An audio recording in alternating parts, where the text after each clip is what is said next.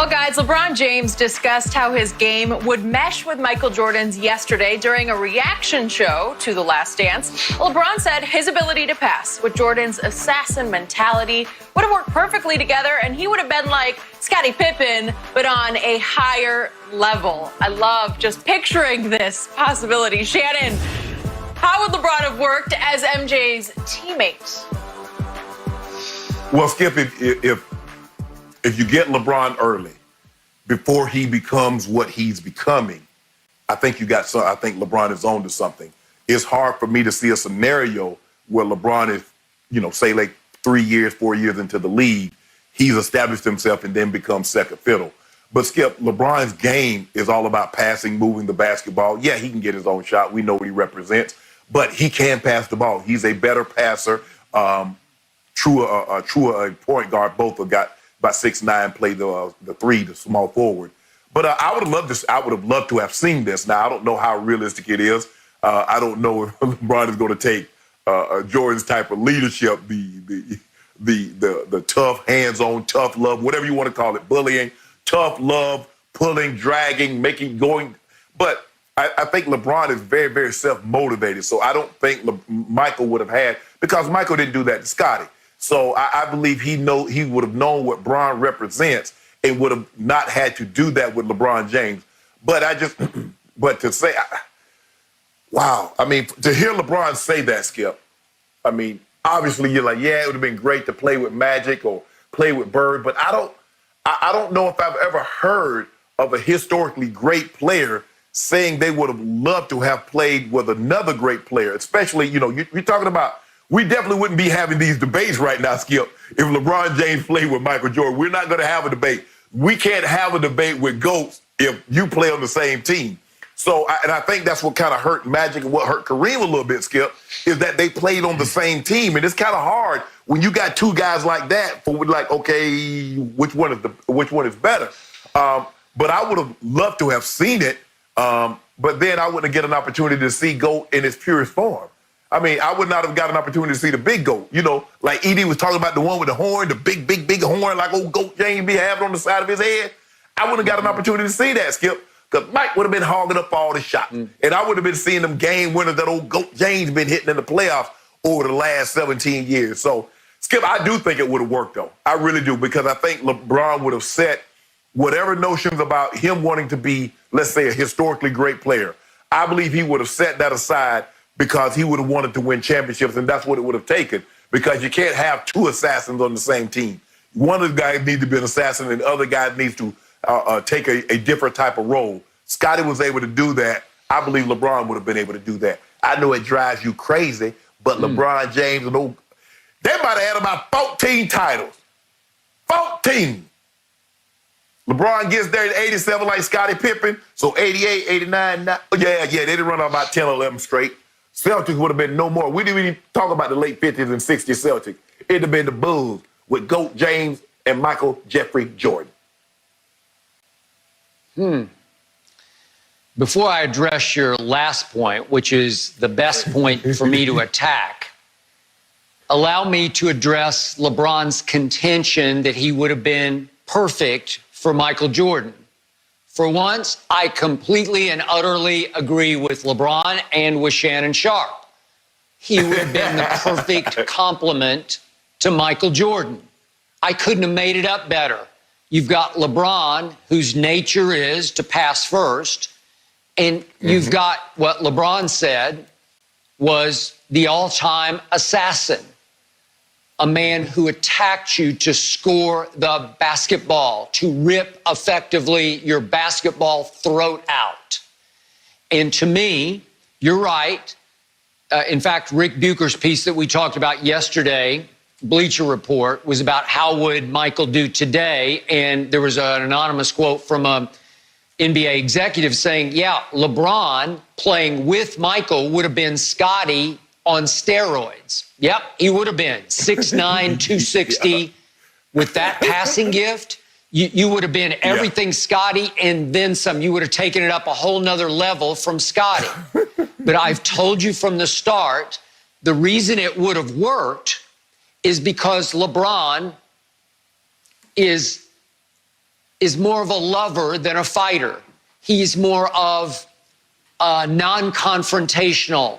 He's more of a facilitator, and he would have gone with MJ's flow, especially if you get him as a younger player.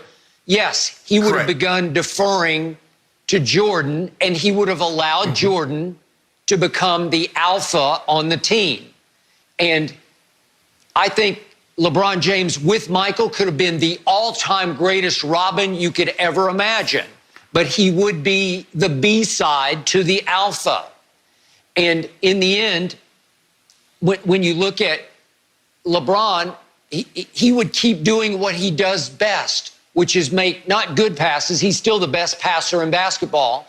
And then it would be more on Michael's shoulders to hit last shots, to make game-changing plays on offense and defense, as he regularly did. And that would be a lethal combination. And LeBron went so far as to say that he likes being challenged by a big brother like Dwayne Wade the first time around in Miami, 2011. He said, I loved it when D. Wade came to me and said, hey, 6, because he's obviously wearing number 6. 6, you got to get going. And he loved that Ty Lue, his second time around in Cleveland, would say, Bron, when are you going to get going? You know, it's time, right? And he said he took that and enjoyed the challenge of it. And I can tell you what would have happened if those two had been together. Trust me, Michael would have toughened up LeBron. Michael would have made LeBron a much better late game, close game free throw shooter, because I promise you, Shannon, every day after practice, Michael would have challenged LeBron to a free throw shooting contest in front of the team and the coaches. And it would be for money only those two guys could have afforded, LeBron and Michael. And once you get put to the fire, you get fire tested by that guy. And if you beat him occasionally, you'd start feeling better and better about your chances standing alone at the late game free throw line with the game tied, 1 down, about making those free throws. So I think Michael could have been great for LeBron. Now, to your point, I was shocked that LeBron talked about this.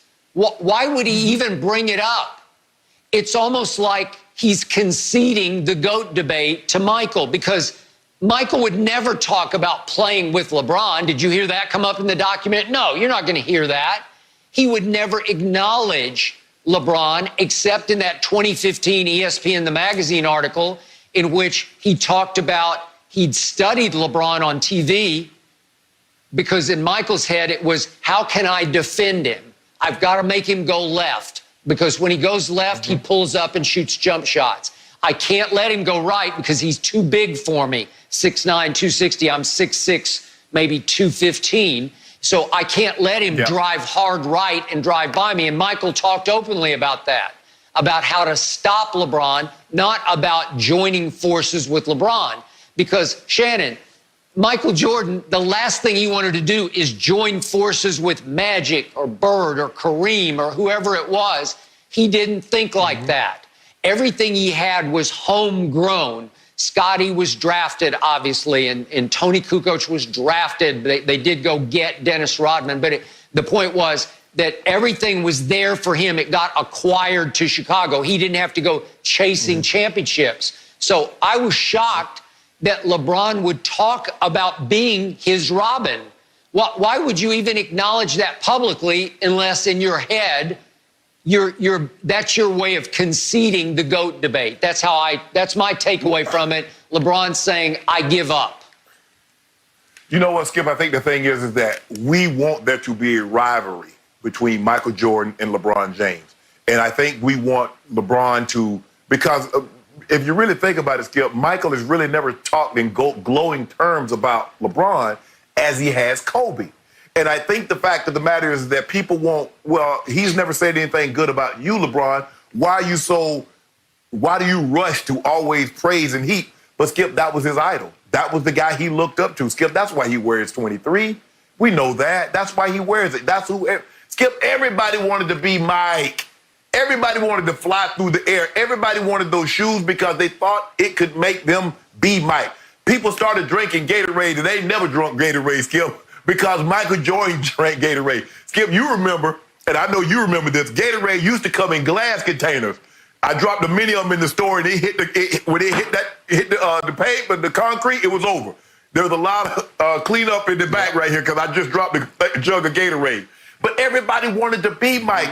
And what he did, Skip, everybody's house, as far as like, I'm just talking basketball players, everybody's house that's being built, Michael Jordan laid the foundation.